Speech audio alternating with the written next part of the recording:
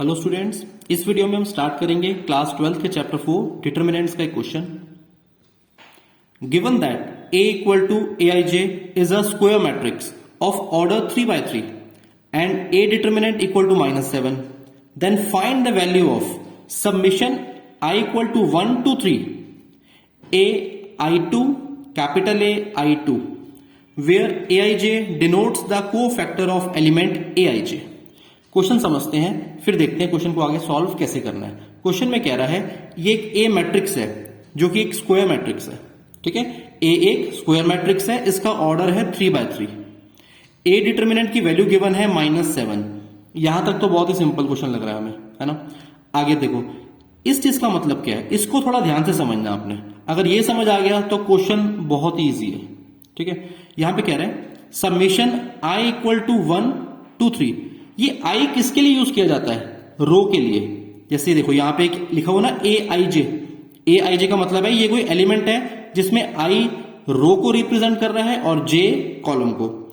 यहां पे हमें जो रो की वैल्यूज गिवन है वो 1 से लेके 3 तक की वैल्यूज गिवन है।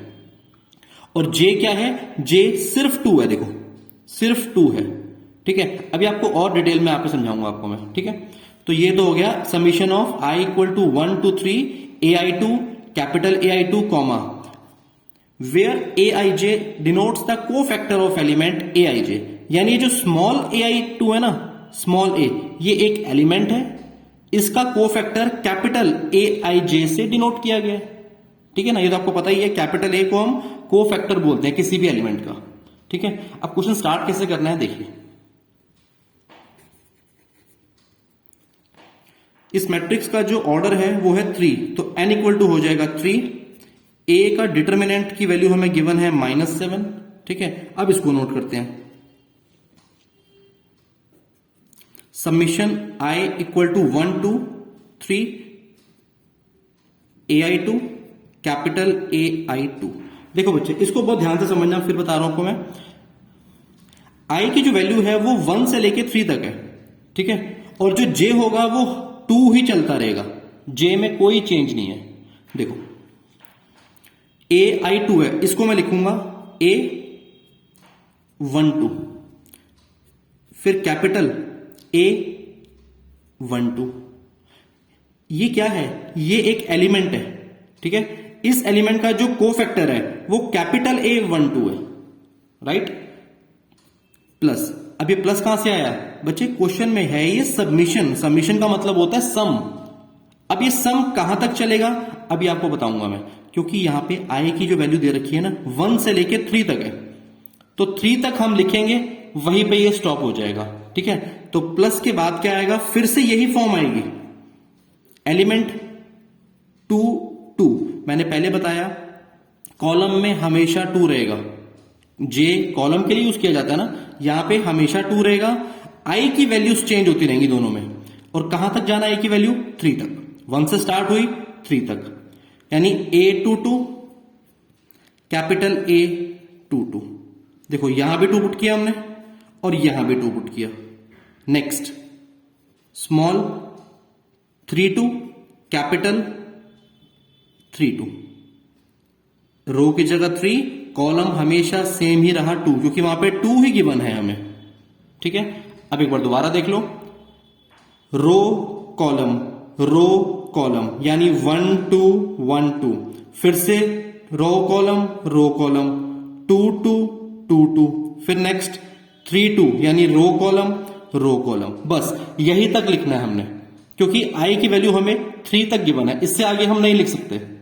ओके, नाउ ये है क्या बच्चे? एक छोटी सी प्रॉपर्टी है, वो यहां पे मैं लिख के दे रहा हूं आपको।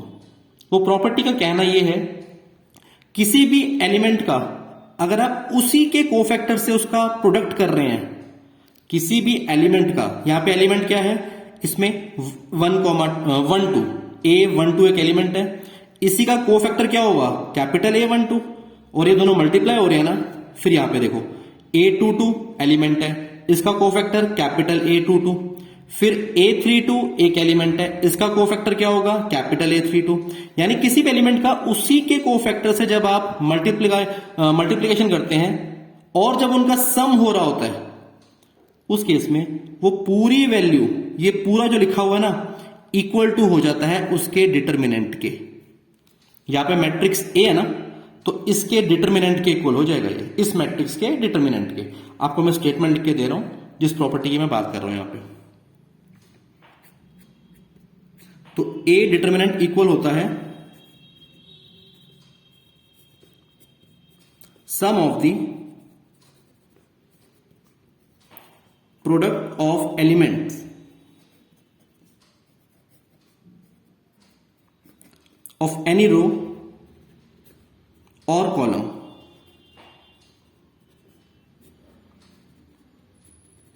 with their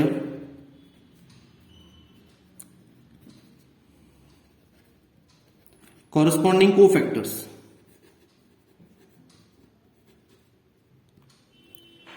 मतलब क्या, इस बात को दोबारा समझो।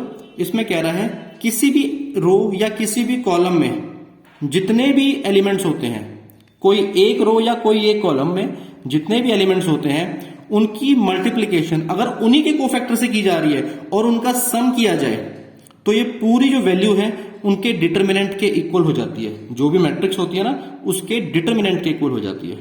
ये इस प्रॉपर्टी का कहना है। ठीक है, अब एक बात बताओ, इसके अकॉर्डिंग क्या आंसर होना चाहिए इस क्वेश्चन का? जब आपको पता लग ही गया कि ये पूरा जो है इसके इक्वल है ए डिटर्मिनेंट के, तो बच्चे ए डिटर्मिनेंट की वैल्यू कितनी दे रखी है हमें? -7।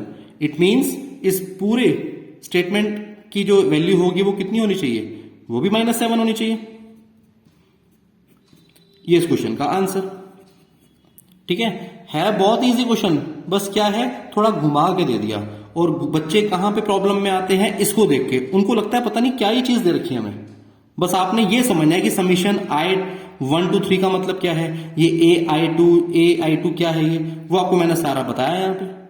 ठीक है, बस इस प्रॉपर्टी का ध्यान रखना है कि कोई भी रो या कोई भी कॉलम, उस पर जितने भी एलिमेंट्स हैं उन सबकी अगर मल्टीप्लीकेशन उन्हीं के कोफैक्टर से की जाए, देन उनका सम कर दिया जाए, तो वो इक्वल होता है उस मैट्रिक्स के डिटर्मिनेंट के। और इस क्वेश्चन में हमें डिटर्मिनेंट की वैल्यू गिवन थी -7। ये इस क्वेश्चन का आंसर हो गया। ठीक है।